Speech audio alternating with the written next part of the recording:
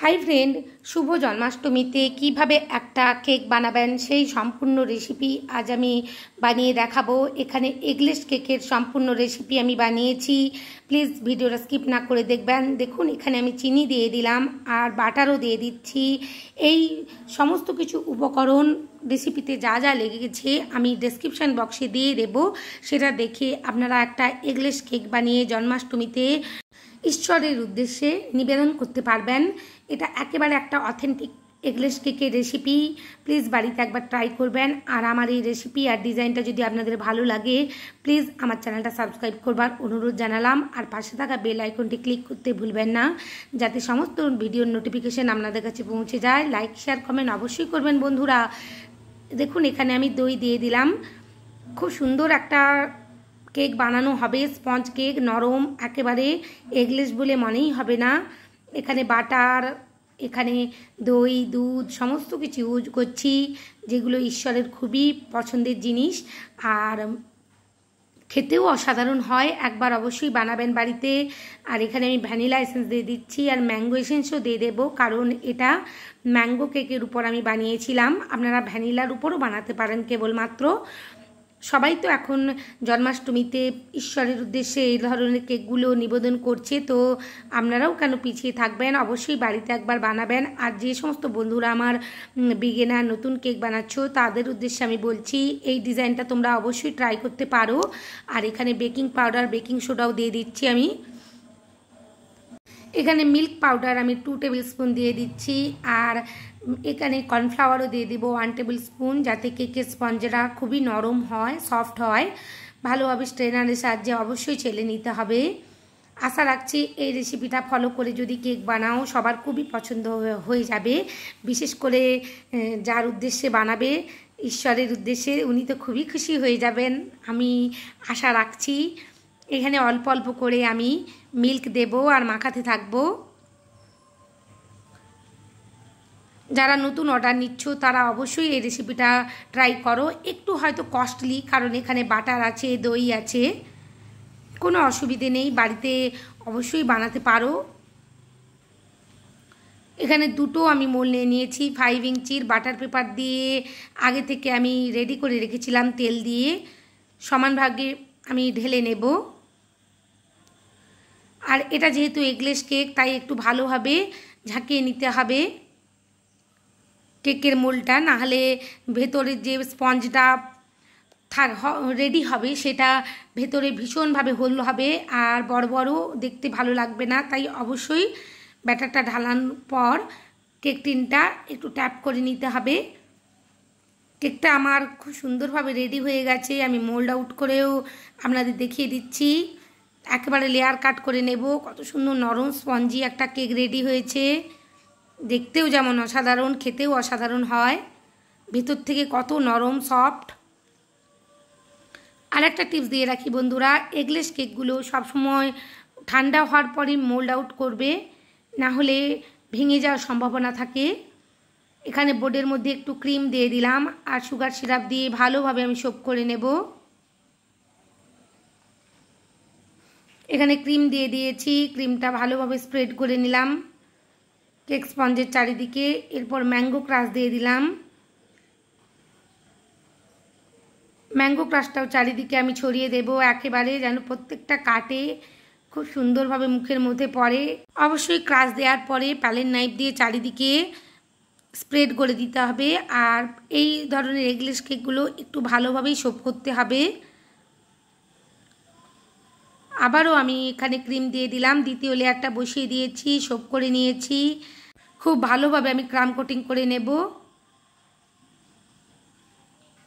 আবার একই রকমভাবে আমি ক্রাশ দিয়ে দিয়েছি আর চারিদিকে স্প্রেড করে দিলাম।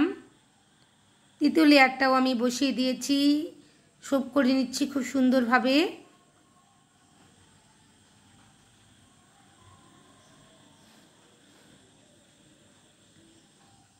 একটু বেশি করেই ক্রিম দিয়ে দিয়েছি যাতে ভালোভাবে এখানে আমি ক্রাম কোটিংটা করে ফ্রিজের মধ্যে রাখতে পারি।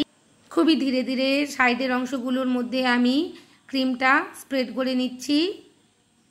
ভিডিও একটু ফাস্ট দেখানো হচ্ছে বটে, কিন্তু আমি খুবই সাবধানের সাথে ধীরে ধীরে কাজটা করেছি। তোমরা অবশ্যই এই জন্মাষ্টমীতে এরকম ধরনের ডিজাইনের একটা কেক বানিও, সবাই খুব খুশি হয়ে যাবে। সবথেকে বেশি নিজেই খুশি হবে, কারণ এরকম একটা কেক বানিয়ে ঈশ্বরের উদ্দেশ্যে ভোগ নিবেদন করতে পেরেছো সেটা ভেবেই। আমি তো অবশ্যই বানাবো একটা এগলেস কেক আমার লাড্ডু গোপালের জন্য। খুব সুন্দরভাবে আমি এখানে ক্রাম কোটিং করে ফ্রিজের মধ্যে রেখে দিয়েছিলাম 15 মিনিটের জন্য। এরপর ফ্রিজ থেকে বের করে অল্প অল্প করে ক্রিম দিয়ে আমি ফিনিশিং করে নিচ্ছি। খুবই সাবধানে এই কাজগুলো করতে হবে, নাহলে ক্রাম বেরিয়ে আসবে আর ফিনিশিংটা নষ্ট হয়ে যাবে। এখানে আমি দুটো ক্রিম দিয়ে ফিনিশিং করেছি।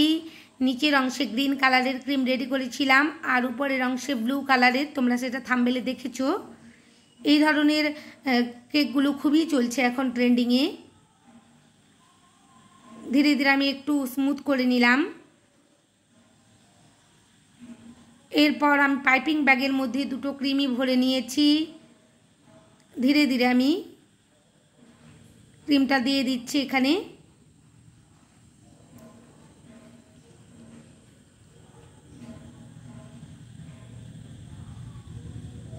খুবই আস্তে আস্তে কাজগুলো করতে হবে, এক্ষেত্রে একেবারে আমরা ফিনিশিং পর্যায়ে এসে গেছি। আর এলোমেলোভাবে করলে হবে না। আমি নিচের অংশে গ্রিন কালার রাখবো, তাই গ্রিন কালারের ক্রিম দিয়ে নিচের অংশটা ভরে নিলাম আর উপরের অংশটা সম্পূর্ণটাই আমি টপ থেকে ব্লু কালার করেছি।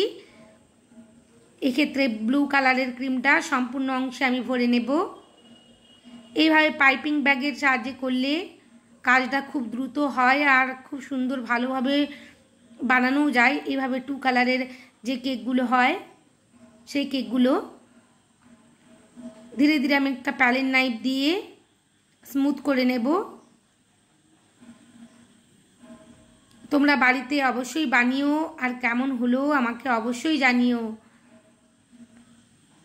আমার চ্যানেলে নতুন বন্ধু হয়ে থাকলে আমার চ্যানেলটা সাবস্ক্রাইব করবার অনুরোধ জানালাম আর পাশে থাকা বেল আইকনটি ক্লিক করতে ভুলো না, যাতে সমস্ত ভিডিওর নোটিফিকেশান পৌঁছে যায়। আর লাইক শেয়ার কমেন্ট অবশ্যই করো বন্ধুরা, তোমাদের লাইক শেয়ার কমেন্ট আমাকে নতুন নতুন কাজ করতে উৎসাহিত করে। আর অবশ্যই এরকম ডিজাইনের কেক একবার বানিও।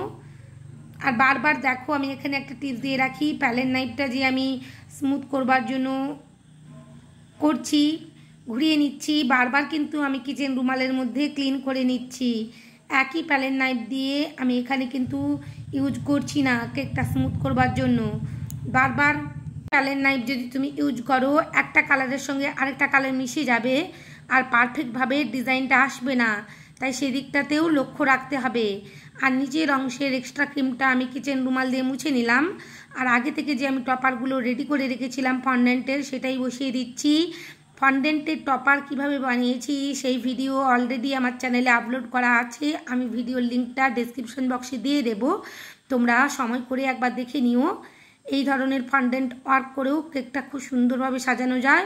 বা তোমরা যারা ফন্ডেন্ট ওয়ার্ক করবে না তারা অবশ্যই নন এডিবল যে এখন প্রিন্ট পাওয়া যায় বিভিন্ন রকমের ময়ূরের পালক বাঁশি, সেগুলো তোমরা প্রিন্ট আউট করে কেকের উপরে ডেকোরেশনে বসিয়ে দিতে পারো, সেগুলো খুব সুন্দর দেখায়।